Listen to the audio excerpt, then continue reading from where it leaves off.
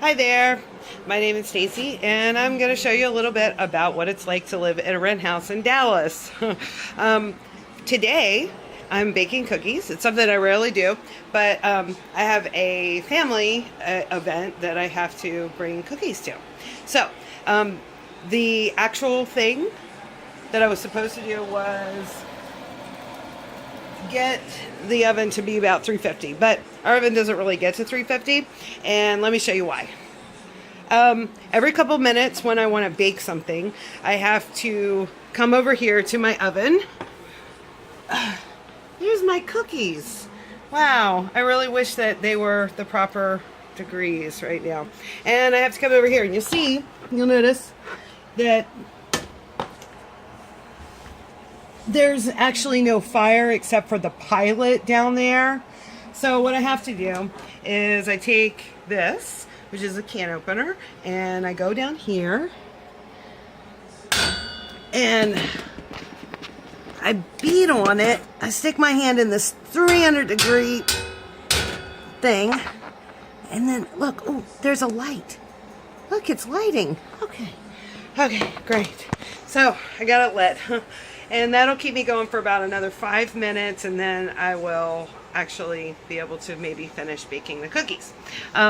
This is like a really inconvenient thing for me because I have 4 children, and I do actually cook, 3 meals a day for them. And it would be really more efficient in my life if I had a stove that worked. But I haven't had a stove since February, when the last stove that I had actually blew up in my house. Let's take a look at that and what that means for me and my life. So this room, I went ahead and I took some Kelms to cover up the soot damage and the from the stove blowing up. And I did a pretty good job. You can still see some stuff that's coming up through the roof there, but it's really not that big of a deal. You should have seen it before. This room was completely black. As a matter of fact, even though I went and I tried to get, the insides of the cabinets and everything as best I could, everything in my kitchen basically was ruined. Actually, throughout my house, every painting that I had on any wall, everything, that were all ruined.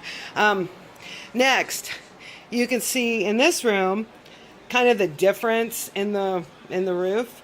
Even though I've washed everything the best I could, remember this happened in February, still I couldn't Kelms my whole house. It really would have been nice if somebody could have helped me with this, but there was nobody there. You can see in this room kind of the huge difference it makes to live in a house that is badly damaged. Okay, so next, now that we're going through, not doing baking cookies. Okay, so this is my bedroom, and here's my bed. It's a nice comfy bed, yeah.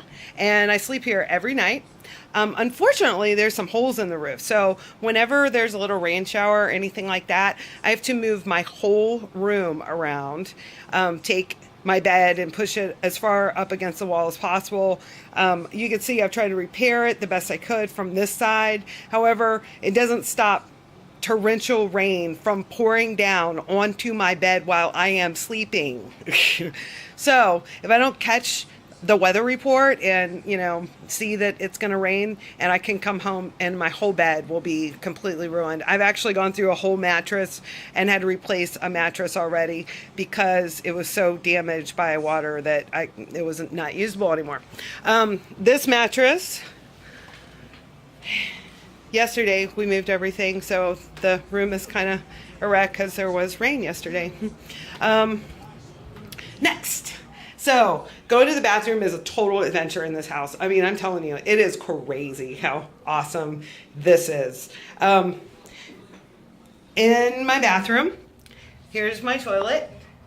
And basically what you have to do when you use the toilet here is you have to hang on for dear life and pray to God that you can get through the experience without dying.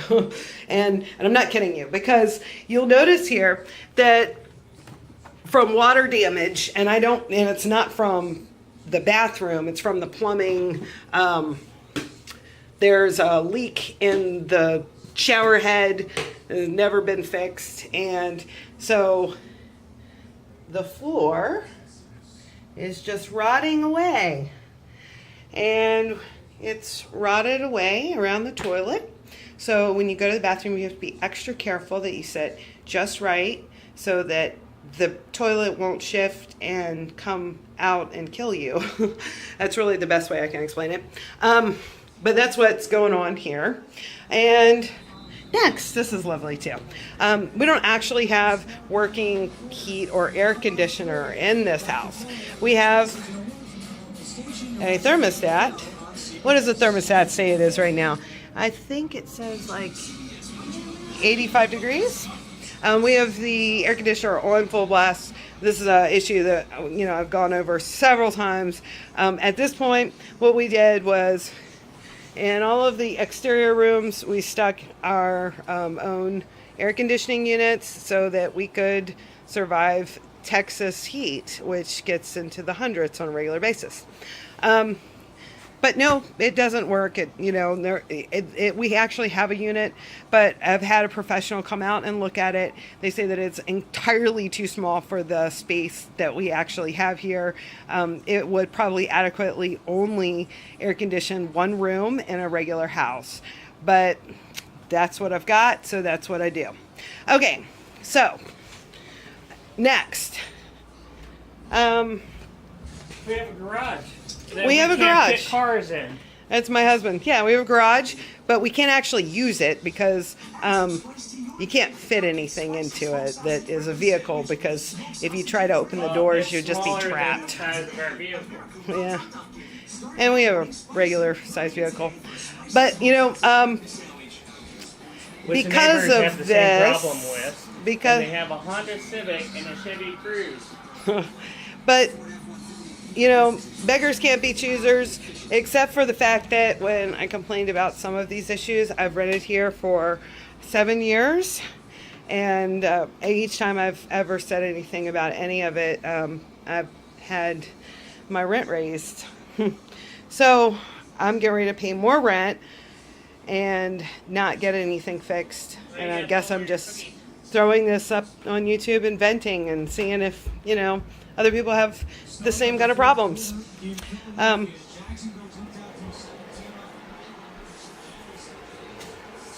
Oh, looks like my cookies are done. Gotta go.